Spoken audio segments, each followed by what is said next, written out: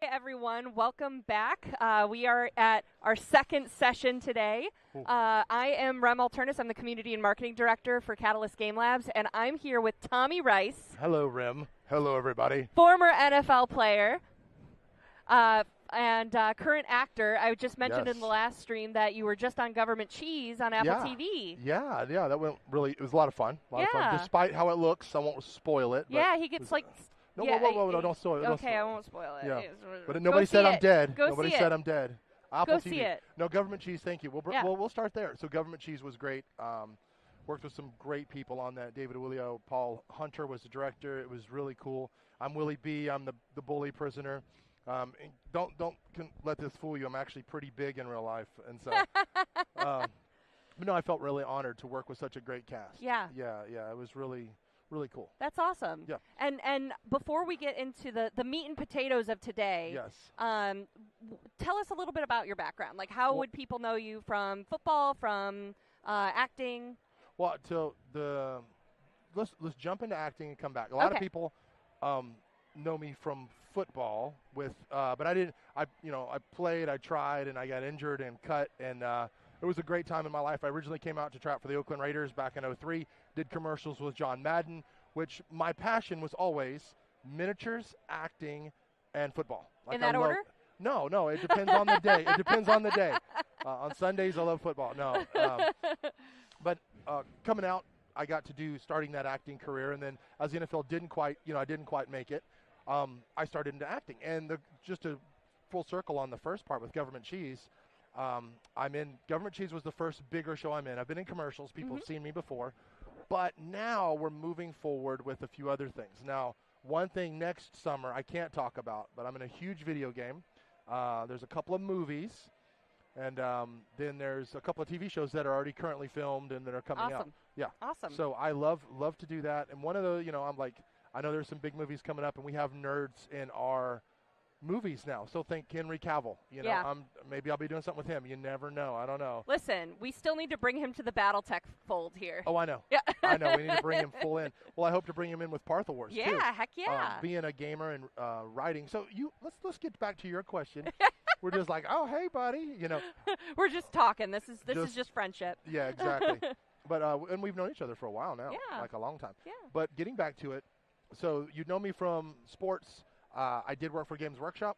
I got to lend my mind to some of that writing, and then worked at Games Workshop actually as a regional trainer too. Cool. Yeah, the stores and everything. I love the retail aspect of it. It's a little different now than when I was there, but still love and support our community, and I love our games. Yeah. That's the thing. The lore in that is rich. And let's jump on BattleTech. Oh my gosh, talk about the lore there. It's just as rich, if not more, with how they've done everything and how some of the writers, and I've got to meet some of the amazing people we have. And so that's been great. But no, I've played for over 35, almost 40 years. I'm, telling people my age. Gaming, I lived in Europe as a kid for a while, moved from here to Europe. My dad was a chaplain in the Army. And so I got to learn every game. And I started playing original Blood Bowl, original like BattleTech, Robotech, Voltron and Transor Z. Like I'm talking old school stuff that now we all love and cherish. So that's where my start was. I've been gaming forever. And later, this, Luke Gygax and I are going to show an app that we're doing. And for those of you who don't know, Luke's dad, Gary Gygax, created D&D, that little Dungeons & Dragons game. Wait, what's that? D&D. Have you heard of that? What does that stand for? Dungeons and Dribbles. No, Dungeons and Dragons. They've made movies, countless games, all kinds of stuff with it. And Luke and I are showing something off pretty cool then. But, I've played not every edition, but I've played a lot. Yeah. A lot of games. And that's where I learned. And now with the friends that I have and the relationships I've made, it has led me to catalystgamelabs. Awesome. Yeah. And what are we doing with you? That's a great question, Rem. What are we doing? We are doing my game together. I've actually partnered with Catalyst. Now, I've been friends with these guys for years, and they've helped me out in a few things just as wonderful people. And so when it got the time to where I could do something, I'm like, well, let's do something together. And they're like, heck yeah. So introducing the Partha Wars. I created an IP myself called The Lock. It's a book called The Lock, and it's about magic and where it comes from, but it's set in an alternate version of our reality on Partha Terra. And so that's where the Partha Wars come from. And so I have a few of the miniatures here to show. Yeah. I have a little bit of the game design and how we came up with it. And it's all from my IP, which, Titmouse, we're looking at doing an animation. I know we're in the development stages, got some cool stuff going on. But this was always my passion. And what does Titmouse do for those fans that don't know? Well, that's a great question. So if you've ever heard of Rick and Morty, Metalocalypse, Legend of Vox Machina, Lower Decks, I mean, the list could go on and on. I mean, even Mrs. Clocks, I forget, from Loki, they did that. Like, Titmouse is the pinnacle of animation, just some of the best people in the world. And I'm lucky to have them as friends. That's awesome. And being able to work together, too. No matter what, though, the friendship part is a huge aspect. That's great. Yeah. And so we do have a new website for Partha Wars. We do. The Partha Wars site is live. It's very, very hard to get to. I'm kidding. ParthaWars.com. That's it. Go check it out. That shows you lore, shows you a lot of the art, the world building that we've done, and now we're going to get into the miniatures and later on, hopefully, the toys and, all the good stuff that comes with it. Awesome. So speaking of the miniatures, yes, you've got some to show that are here at Gen Con at the booth, yes, and we're going to show them to you right here on stream and on stage. Yeah. No.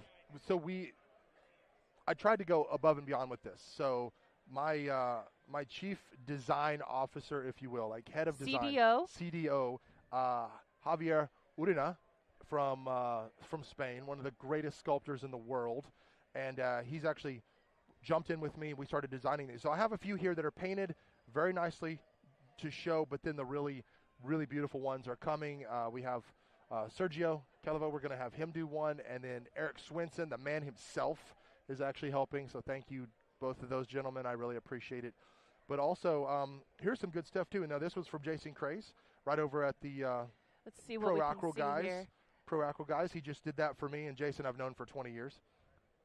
I'll keep that. We have a little TV cheat so we can make screen sure there, so you can see what we've got here. And the more that it comes out, the more the design that we can get. And then this one isn't painted, but this is Synagogue. That's a big boy. This is a big boy, and this is scaled.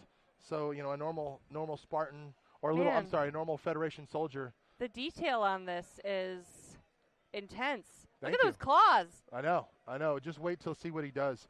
And the great thing about this is the gameplay is so different than pretty much everything we've seen. Tell me a little bit about the gameplay. And now, really quick, here's a couple of the mech suits. Now, okay, this is a Reseum soldier, and the Reseum soldier actually fits in this suit. What? When Javi designed it, he made it to where he could literally sit in the canopy, and as you look through some of the books, or what we call them, the war sheaths, where you put your sword, it's old sheath, right? So the war sheaths, that is an army-type book. So when you look at it, it'll have designs, it'll have specs, and you can actually see him in the cradle just... Oh, neat. Some other games, they are sitting in a baby carriage with arms, there's no way, as beautiful as the model is, there's just no way this dude could fit in the model. It's just not going to happen. They would have to, have extended arms and short legs. Yeah. And we made sure it was real. You could actually pull it off, and that's everything in Partha Wars that we're doing. Everything that we have with it, all the mecha suits and the huge roto cannons. And like I said, these are shown. This is Phil Hall, actually, Glacier Geek guys who painted these for me. He's awesome. And then in the ones in the case are actually from Chris Gorka, amazing guy. Thank you, Chris. Thank you, Phil. I'm falling behind here. No, you're good. I want to thank all the people. It's hard because I feel so blessed to work with so many people. From Gale Force 9 to Mythic and Monolith. Like, there's a bunch of people I've worked with, and all a part of the journey. That's awesome. Now, cool. A couple of things that are really cool is in the game, you play miniatures, and as you do stuff with the miniatures, they get better. So for these are warps. This is Tasha and Orion, and as they actually fight during the battle and you can warp into the creature version of them. Oh gosh, I drop it. Oh, okay. Nothing broke. That's amazing. But you can warp into the creature version of these bad boys and girls. Yeah, and so we wanted to be a little different, not just werewolves, but actual creatures, still maintaining coherency. And if you'll look, this is so big, that's a soldier underneath him right there on the base. Oh, wow. So, yeah. It's pretty intense. That's neat. And then a lot of them come with they come with all the models. They come with head swaps. They come with weapon options. I wanted you to feel customizable, but not too over the top. Yeah. Oh, this is great. Awesome. Yeah, no, and this is just some of them. A lot of the really other painted stuff is in the case, showing off so that everybody can come by and see it. We have Dominus here, the big Spartan, this tall, to see how cool it looks. But yeah. So let's talk a little bit about the game. Okay. So all of these minis come in the box? Most of them, a lot of them will. Okay. So the 3 main mecha suits, a commander, 2 suits with a bunch of options come in there. You have Spartan Paladins, which Dominus doesn't come in this box set, but Walker does. Normal Federation soldiers, Reseum soldiers, and then you have 3 Spartan Paladins, which are similar to Dominus, a little bit smaller, not on the scenic base. And then you have the commanders that come with both forces, and then you have an Ulthuan, which is an ogre, and he can actually join units to give them the tank shield option, like behind them to protect them. And that comes in the main box we're going to have. But then we have 4 factions. So we actually have the Federation Prime, which is the good guys, if you will. G.I. Joe, Yo Joe. I was just in San Diego, by the way, on stage with Cold Slither. That was pretty cool. Wow. Yeah. But the the good guys type, and they're the Spartans. They're the protectors of the world. And even though the Spartans were tricked and got beaten in a war because betrayed, you have a few remnants left. You can use small squads of Spartans. It wasn't like it used to be. Okay. Walker is an ex-Spartan Paladin trying to redeem himself on the story arc. But then we have the 4 factions. So that's the Federation. More the good guys. Magnus, they can use the powers of that. The Reseum, and the Reseum are an alien armada, the Reseum Armada, and they have super high tech. Now, when they came to the planet of Partha, magic and technology were shared. So the good guys have a little bit of tech, the bad guys have a little bit of magic, but nothing's truly ever shared, right? It's always keep a little for myself. So there's a little better tech here, a little more magic over here, and runic weapons, things like that.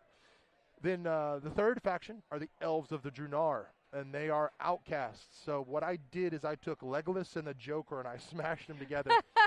So it's like, very a little sadistical, because most of the times we see elves as these regal creatures.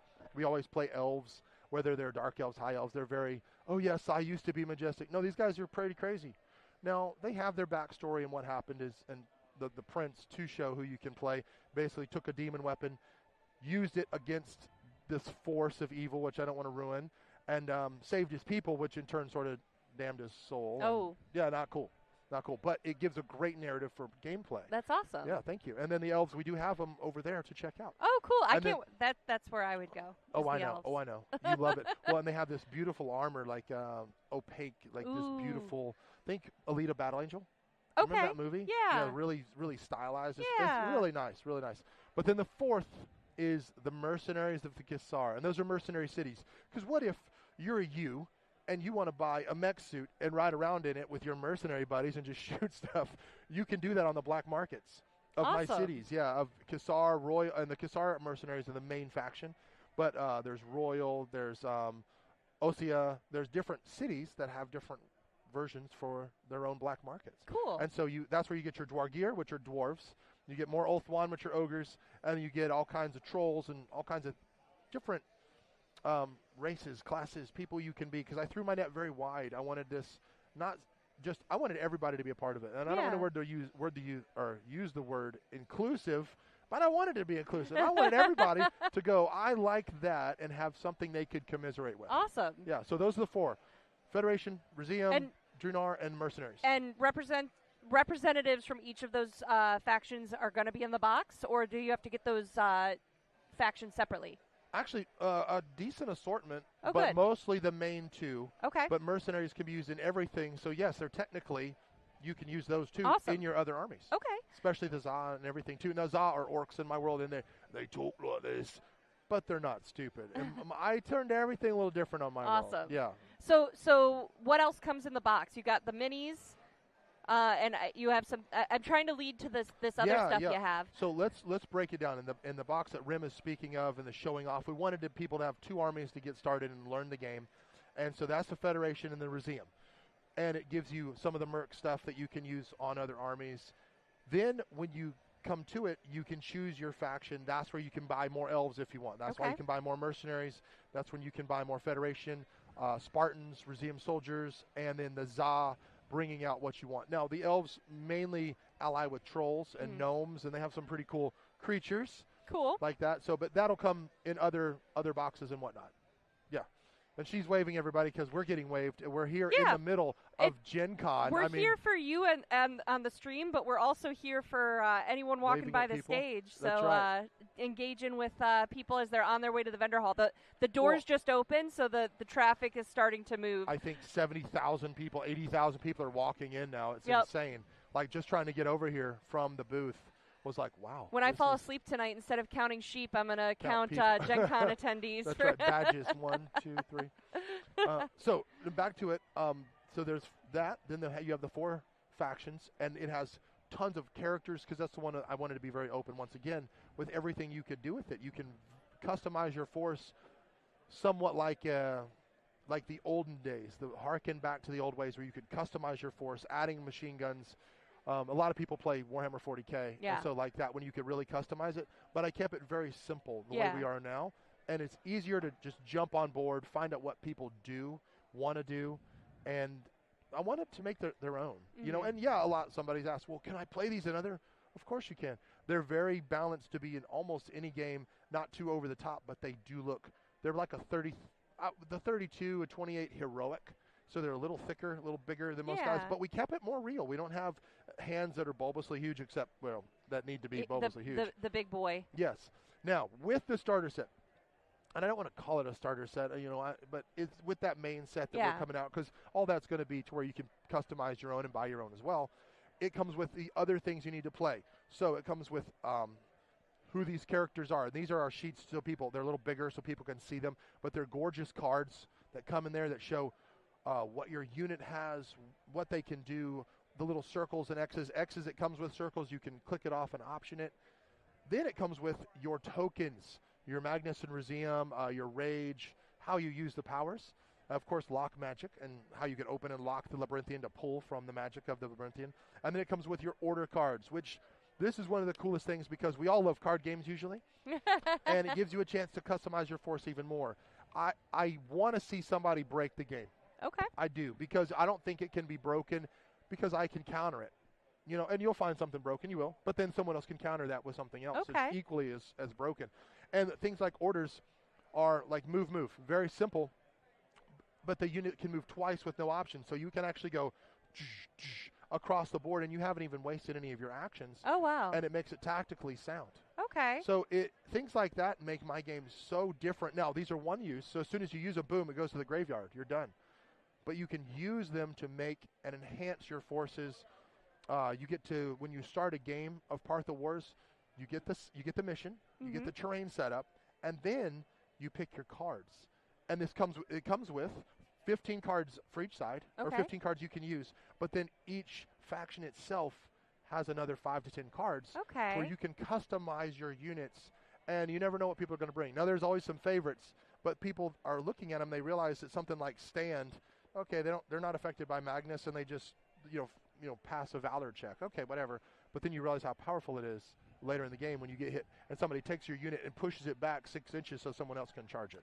Oh, so it's very collaborative in terms of like being able to kind of, if we're on a team, collaborate in terms of accomplishing the same goal. Okay. Yeah. Neat. And it's activations too. So let's say you have this squad and you want to shoot over there. The cool thing is you could throw an order. This squad could move here. You could throw another order. That squad shoots, and then your commander can charge in for his third action. And that's one action only. Okay. Like 1, 2, but you're using it's resource management because now you're using the special tokens, using this. Just know usually when those are gone, they're gone. Oh, okay. So you have to be tactically sound and use where you want to blow all your resources. All right, awesome. Now, the new website, I believe, is supposed to have the quick start rules on it, right? Yes, it has a set of quick start rules that people can look at, and it just lets you find out. And then after Gen Con, we're updating that with even more rules. Awesome. So that people could learn the game. Because it's hard to get, well, I won't say hard, but it's sometimes difficult to get out of the mindset of playing the way we've played. So if we play Battletech move, turning your pivoting hexes. You yeah, know, yeah. if you're playing Warhammer or Kill Team, it's 3 inches, turning 2 inches over here.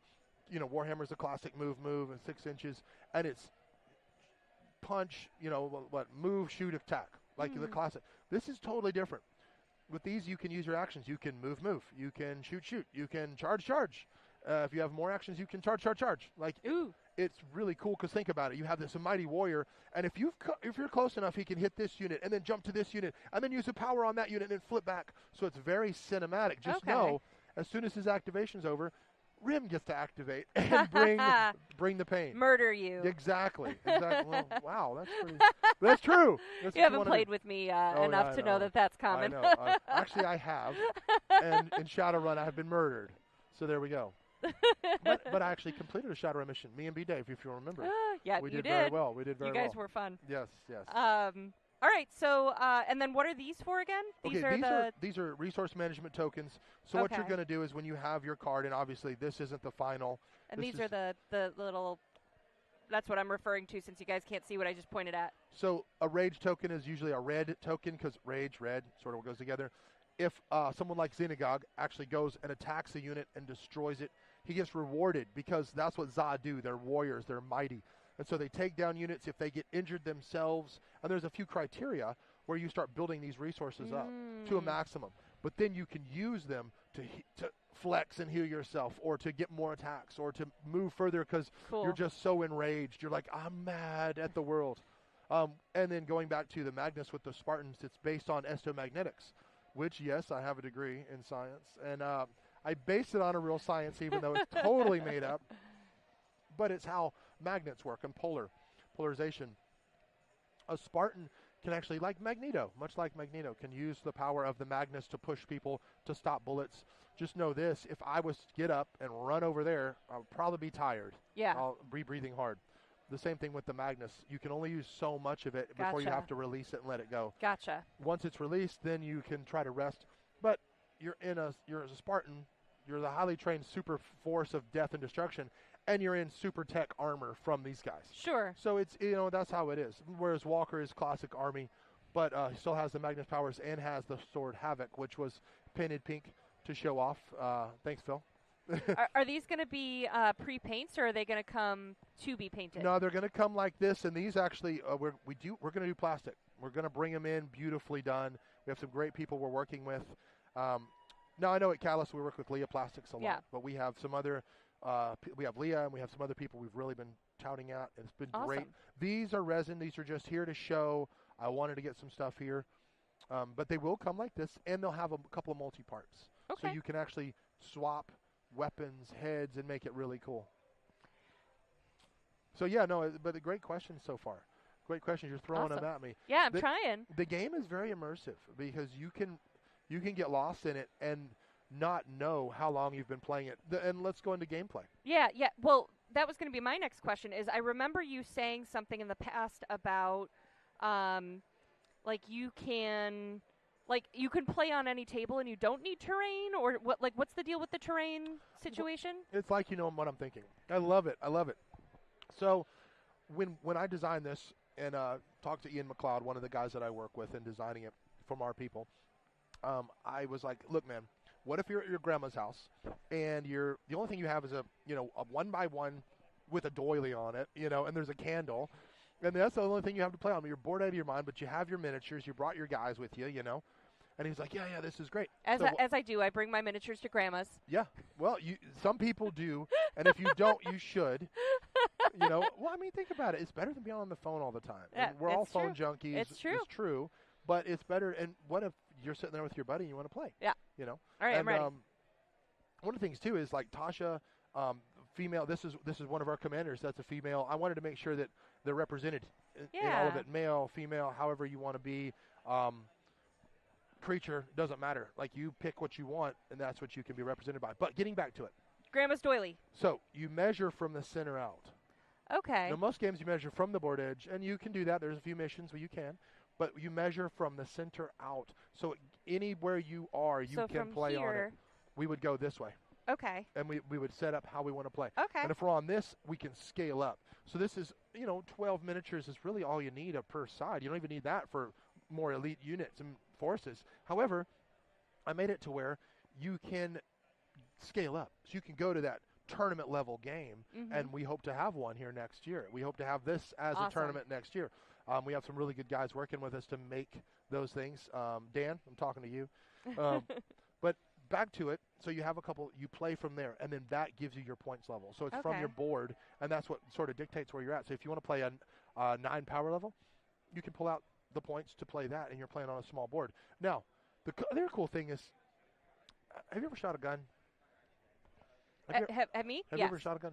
It goes a long way. Yeah. So when you're like, oh, you only have 12 inches. No, you don't have 12. You can hit somebody way over there. It's just harder to do. Right. So most of my game, unlimited range. I went crazy.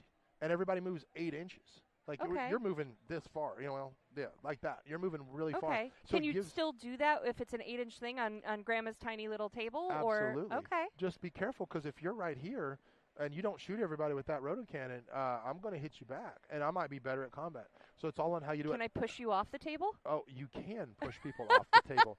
And yay! It's like Pac-Man. It comes over here. No, that'd be good.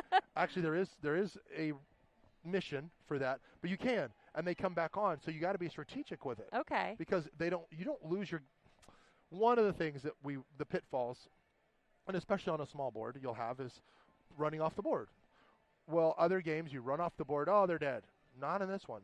Now, they could be dead. It depends. But they're not just dead. You can come back on and sneak it. You can use that. Some people have rules that allow them to redeploy like that. Oh. And so we made it very tactical, very sound. And back to the gun thing, the range is unlimited, and you can actually use your pistols in close combat, in melee. Like, there are people that do that. Okay. Knife and a gun, and I actually have trained for it. I act, but my dad was a chaplain. My uncles were all Army people, or Navy, or Air Force, or Marine. And so I wanted to make it realistic, but also cinematic, so that you can do that.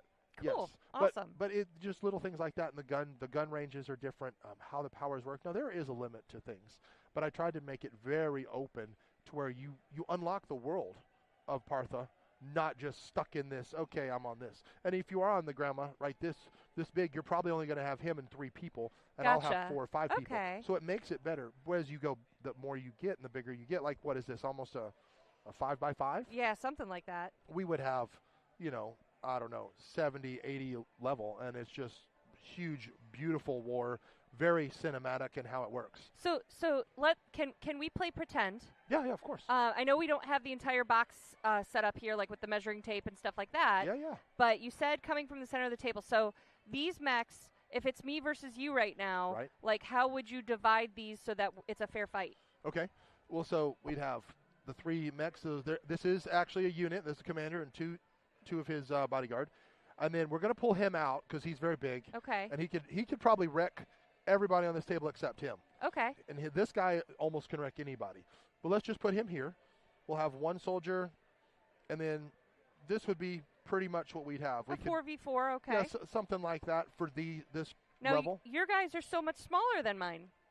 So you think. Uh-oh. So you think. Let's do a little comparison here. Here's the captain to Dominus. Okay, like he's a pretty big boy. Yeah, he's a big guy, and there's he's on his rock here, so. And in the armor, almost 7 or 8 feet, like is what he would be. Okay. And then here you have, I don't know, I think he's 12 or 15, somewhere in there. So it's big. It's a mech suit. It can fit in it. But it's what he has. It's the power level.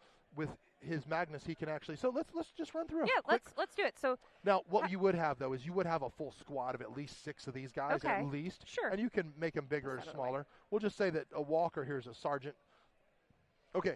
So we'd measure, we'd get our mission. Our mission is to murder you. Yeah, murder me. Actually, then that's the nice thing about this game. It's not about murder. Oh. It really isn't. And even the bad guys? We've played a mission where the guy was playing, lost 4 models. I think we had, let's say 12 to 20, somewhere in there. He lost 4 total models, won the game, beat me, which is sad because I created the game, But he actually did amazing because he went after the objectives and he moved and stuck. And that's the thing about Museum. They have the best firepower in the game. Okay. And they can also move after they do something. For instance, we set the mission. The mission here is to actually get the Arcanium orb and get it off the table. Okay. So you're going to go up, try to get it. You have to make a check to see if you capture it, and then just jump off your table edge. It's as simple as that. But for this one, we're going to twist it, so you have to jump off my table edge. Hey! Yes. So you have to go through me. I don't like that. Yeah, you do. Oh, you love it. Well, let's compare. Like, if I run into you, it's like running into a brick wall. No, wait. Hold on. Mine are so much bigger than yours. Did I not just hear that? So, all right, I'll tell you what. So I'll take first activation just to show what we can do. Okay. So because of what we would do, we would measure out, and let's say I'm set up here, and we would put a little terrain. Now, the cool thing is we can use the monster can if we need to. We can use whatever. Now, we do have terrain, and there will be stuff for that. But overall, that's what you want to do it. Perfect. Yeah, and you're like right I'm there. trying to make sure the camera can see each of the minis. Guys? Okay, perfect. So, first things first, there's Josh. He's awesome. Hi, Josh. Okay, so first things first. Hi, Tim. All right, I'm going to activate. You know what I'm going to do? I'm going crazy. I'm going for the objective right away. I'm going to play Move, one of my order cards. So, from him, because his control gives you this, I would measure. They run up, move, run up again. They're on the objective, and now I make my checks, which, if you look where we are, it's secure. So I'm just going to secure it. Okay? So I have to make enough passes, though, to do it. Everybody has one dice, and you have to beat that number. So for these guys, it's a 4. Yeah, for these guys, it's a 4. Well, actually, for these guys, it's a 5. For him, it's a 4 or 3. And for normal characters, it's a 4. Okay. So if I had a full unit of 6, I would take 6 dice and roll, and I would need 2 5s, 2 successes to do that. I got 2 5s, so I have captured it. Now that was I'm going to shoot you. That was an order. So my first move, second actual activation is I'm going to shoot your unit. So I roll the dice. Now you roll and see if you save and make sure. But because you did save, you get a reaction. So you can go and boost 4 inches closer to me. Because their mech suits are like... Okay. So that was my first activation. Now, that didn't work out so well for me because I damaged one, but I didn't really kill it. Now, my second activation, I'm going to move back with this objective. I don't like that. Now, I should be going that way, but I don't want to get throttled yet. So I'm going to move back to here. Aww. Okay, now it'd be your turn, your activation. So and you pick a unit. Can I have an order? Oh, yeah, you can definitely have an order. Ooh, that's a good one. All right, cool. So I use this later when I need the... Oh, I can use it now to just, like, if I want to stand here and shoot you, I can? You can. So the cool thing is unlimited range, right? So you can actually open fire the whole time and just gun me down. And because if they do damage with it, once again, that booster, they can boost 4 inches closer because of their thrusters on the back. So if I shoot you and move forward, so that's their move. One activation. Okay. And they're all together. Let's say this is a unit. And then the second activation, you shoot me again, and you go here. If your character had a third activation, you could have charged me. You could actually go into melee right now. Okay. But then I could throw something like stand, and I could stand and take it and shoot it, or I could even jump backwards. Or he could use one of his powers to intercept you and charge you, so we charge in the middle. Okay. As a reaction. Now, if I gun them down, how do I get them to drop the objective? You gun them down, and with this unit, you probably would gun them down. It would be pretty bad. I would have to throw some stuff out there. Luckily, these guys have the Spartan capes and things that help with that. But let's say that you moved up. Let's say you gunned them all down but 2. This is the way it stands. It would go back to my activation. They can't move anymore. Remember, they are stuck. They're done. Okay? He can, though. So I could go here. I could run over here to try to make sure they don't get it. I could create a barrier to get them. I could actually, and this is what I'm going to do. So Dominus is going to activate. He's going to use a point of his Magnus to actually levitate the guys back. 6 inches. I hate that. Yeah, but instead of back, I'm going to go around you to here to get them off the board quicker. Oh. That's for one. Now for my second, I'm going to melee and run in. Okay. So I roll my dice, you roll yours, we see what happens, and then I get rid of one suit. He moves in. Now, we're still in this is your captain. He's amazing. He's not going to run away from this little guy. So now, but I've kept you in melee. Now, one of the cool things, I really want to get into this, size matters. Size matters in this game. I don't know if you know this. Yours are bigger than mine. As big as this guy is, size 3, he's a size 4. Okay. So even though I won the combat, the melee, I get pushed back first even though I won. and then you move. Okay. And then I can follow up, but still I have to stay within 2 inches out. But he pushes me back. Okay. So that could be a detriment to me if he pushes me over here, and then he brings another unit in. Because I want to stay between these two. Gotcha. Now, yeah, because if I push you out of my way and then go continue to gun these guys down. Exactly. Okay. And meanwhile, I could be moving these guys in to be able to grab it and run. Right. Okay. I think if I was going to be tactical, and this is how tactical the game gets, why I think that there's no wrong way to do it.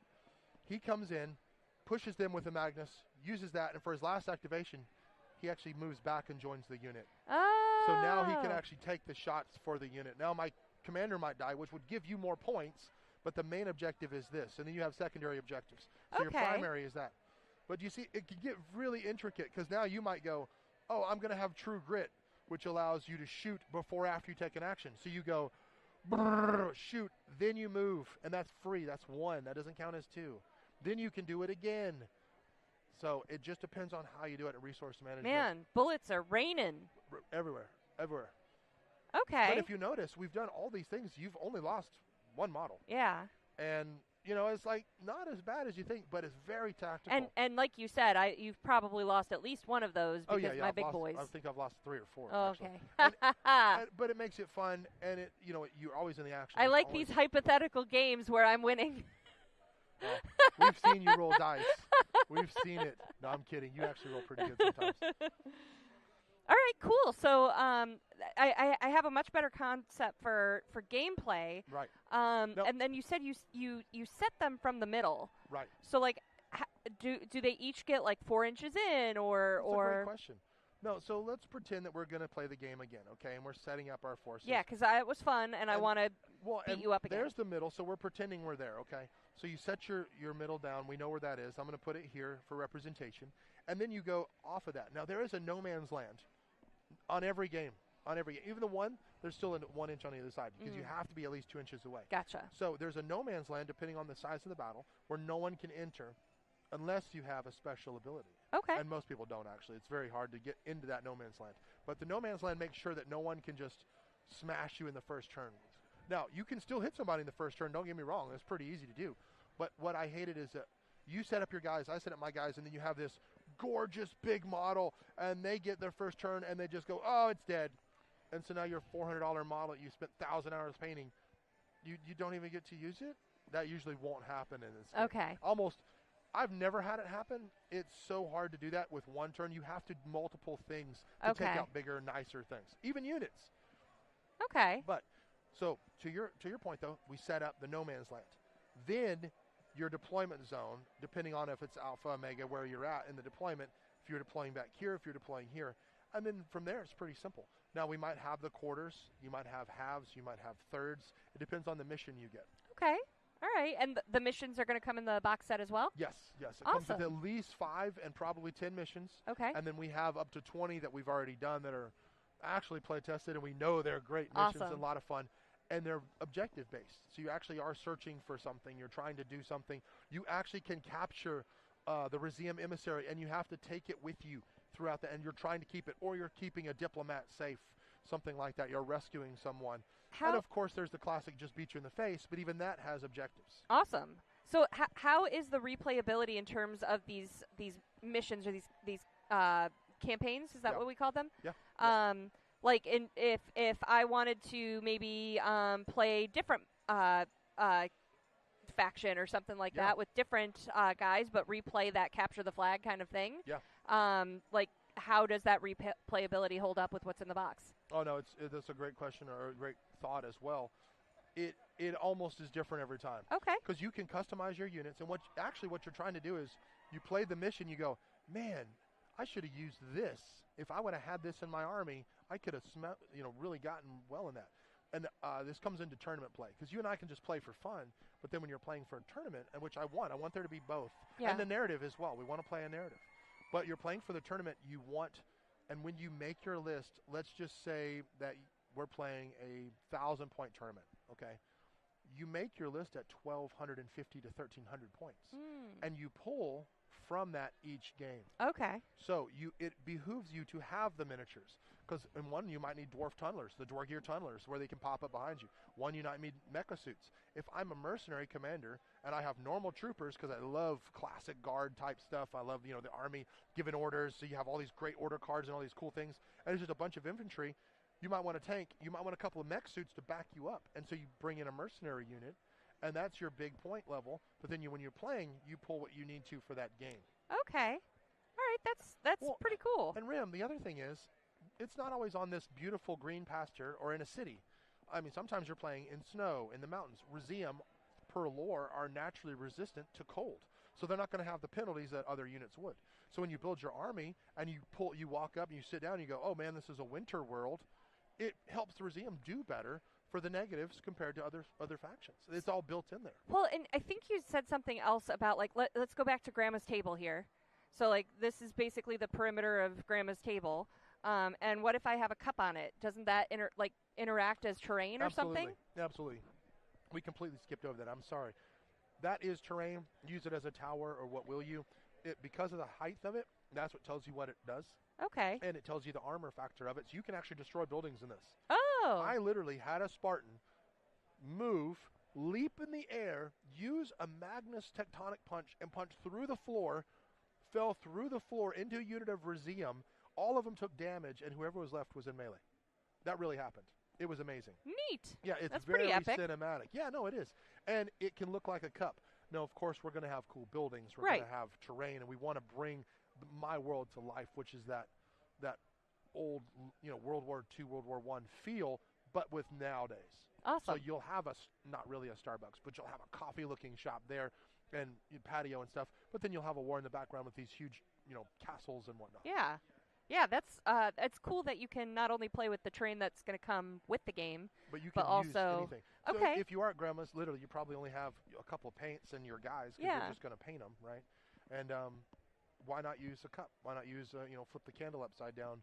There's a little block in the corner, and that gives you what you need to play with. Okay. But we want to make it, of course, we all want to make it super epic, gorgeous, painted That's awesome. scenery. So we talked about the box itself, and then, like, some of these aren't in the box.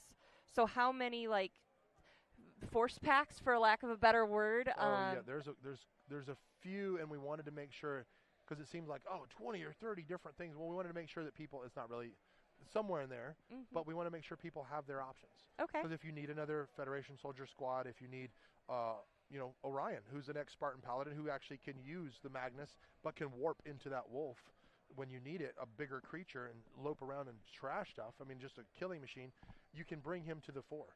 Okay. So it gives everything we're showing here, and then all the elves, all the dwarves, all of the Oni type stuff, which are like trolls. Mm-hmm. We made it to where you can have all of that, and we're expanding. Well, I mean, we're just releasing the game, but we have what we're doing for version 2, what we're bringing out for next, what we're bringing out for next. And I think the rules are going to stay for a while. We're going to tweak them, but they're pretty solid. So we're not going to have version 25.7 coming out anytime soon. Cool.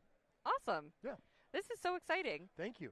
One of the biggest things for me is actually telling the stories and seeing them on the board. Yeah.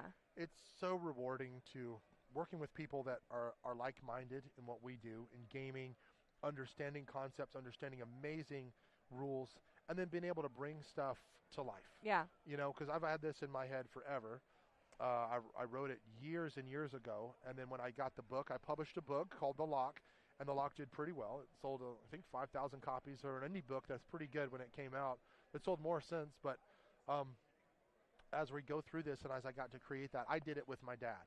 And that she knows, you guys don't know, I no longer have my dad. And this gives a way for me to connect with him, because he would have been here with us gaming and having just a great time. That's awesome. Because it's really, I love to go, hey, look at all the cool stuff I'm doing, acting and all this. But it's about people. Yeah. It's about us, and it's about having people to play with and talk to. So it's great that I can go, yeah, this is awesome, but I like the showing part. I like people that go, yes, we want to do this with you. Well, and all of this conversation and, like, how all this works is kind of a precursor for this weekend, because Tommy is actually going to be playing the game here on stream. I am? Yeah. No, I am. It's going to be great. Read your email. No, I'm kidding. I know. Check your stuff, man. No, I'm super excited for that, to show off how it works and the rules, and because really that's what it is. Everybody knows miniatures are beautiful. Yeah. We love, and that's what brings you to the game, and that's why mine are. I would put them against anybody. Yeah. I really would. You've seen them; they're pretty nice. But then it's the rules that are going to keep you playing and keep you having fun, and we have a pretty good rule set. That's awesome. Yeah, super excited of. When Randall Bills and Lauren Coleman go, well, that's pretty good. Because they don't say that, and that's really nice. Yeah. I'm very honored. So you're going to be playing actually tomorrow from 10 to 11 a.m. At this time? Right here. Time, yeah. With B. Dave Walters and Thor Nye. Yes, two of the coolest people ever. If you don't know who they are, go look them up. They're amazing actors. D&D in a Castle, actors, influencers. Thor was in Rebel Moon recently. Yeah, really cool. And B. Dave's done a ton, so check them out. Well, and I'm like 6'5", and B. Dave is like 6'9", so he's like this much taller than me. I don't have any boots on either, so he's tall. You both should wear platforms to try it out. God. Well, the other day I was like 6'7" with the boots on. I'm like, towering over people. Yeah. And then we've also got you playing on Saturday. Yes. At 5 to 6 p.m. Yeah. And that's going to be with Beth the Bard. Beth the Bard, and we might actually have Grant Lyon too. Yay! The comedian. Yeah, Grant might come on. We'll see if we're gonna make that work. He has a busy schedule, but he opened up some time for us. That's awesome. Yeah, he's a great guy, and so that'd be great. And Beth is amazing because we're doing Runefire with Beth. Yeah. And Thor. Yeah. Yeah, and that's gonna be fun too because I'm doing some Shadowrun and some Runefire as well. Yeah, Tommy's also going to be playing. So Saturday from 4 to 6 is Runefire. So that's the collaboration board game we have with Paizo for a Pathfinder skinned game. Great stuff. And so that will be with Tommy, Thor, and Beth the Bard. Yep. And then you are also playing Shadowrun Anarchy 2.0, which is the unreleased Rules Light Shadowrun New Edition. It's coming to Kickstarter later in August. Yes. And so you're going to get to play that for the first time. I know. That's going to be so fun. Yeah. So I've played a few times, but I haven't tried the new stuff yet, and I'm so excited because I love the game. Yeah. I mean, and you know that I love the game, especially when I'm rolling hot. Not so much when I'm not. Now let's jump into the last part of this, which is, well, Tommy, that's great. When can I get mine? When I want the big minis. Yes, well, that thump Tommy Rice. That thump. Oh gosh, I know. You probably would own me on that little battle. I have one guy that can hold out for me, but no. So we're looking at it, but it's going to probably be spring of next year. I think we'll be coming to everybody.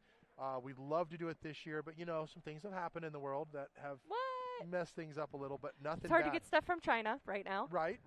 And that's the nice thing is we've done our due diligence. Yeah. So when I tell people who we're actually working with and what we're doing, I think everybody's going to be super excited because it's our people. It's our people. We're trying to stay here and do some cool stuff. But we're thinking that for the spring. I hope sooner, but we're going to be at PAX for sure at the end of the year. We have a Nova coming up. We have a few other things that we're going to show off, and every time it's going to be more and more to get people understanding this game. But I don't know if you've seen it. There's a 10-foot tall poster of a dragon blowing fire on a thermal super nuclear train going down the middle with Spartan paladins fighting elves in the middle of it. That's a real thing in the third act of my book. Oh, neat. And we have a beautiful poster here. Oh, I haven't seen it yet. With the Spartan himself, with Dominus off to the side as another thing.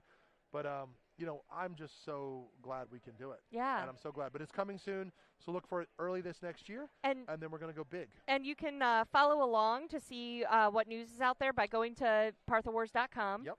And going if you go to catalystgamelabs.com, scroll to the bottom, or I think there's even a pop-up to join our mailing list. Yes. We'll be communicating via that as well. And so on ours, we do have the mailing list for Partha Wars, so please awesome. do that. Oh, great. And it also follows me with what I'm doing because I want to show everything off, which I can't say it yet. I know.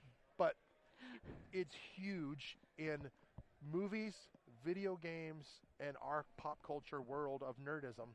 It is the thing. Big stuff coming. Just wait. And so anybody that follows along, I want to bring them on that ride because really, like I said, it's about us together. Yeah. So awesome. Yeah. Well, thank you so much, Tommy, for joining me. Thank you for having me and let me explain some of this with my, monster and coffee. Yeah. It was great. Where can people find and follow you to learn more? Oh, great. Well, the Tommy Rice is very easy on social media. And we'll be doing some more stuff, but Partha Wars has its own stuff now too. And then, of course, Catalyst Game Labs. on what we're doing. But the Tommy Rice, very simple there. But come and check me out on the site. Sign up, please. You know, go look at that new QR code, find everything, and just enjoy. Because for me, it's been a joy bringing it to everybody out there. I'm like, what do I say? Because it's so much. It's so cool. It's great. Yeah. Thank you so much, Tommy. Thank you, we'll see you tomorrow. Yeah. Awesome. Well, later today, I'm going to go back in and talk to people. But awesome. You will see me later tomorrow and most of the day tomorrow. Cool. Like a few times. And I'm looking forward to it. I'm looking forward to getting stomped and stomping. Awesome. Well, thank you guys for joining us. Coming up next is our founder of Shadowrun and Battletech, Jordan Weissman. Jordan himself. Talking about Adventure Forge, his newest undertaking. So don't go anywhere. We're going to be back in about 10 minutes. Catalyst Game Labs.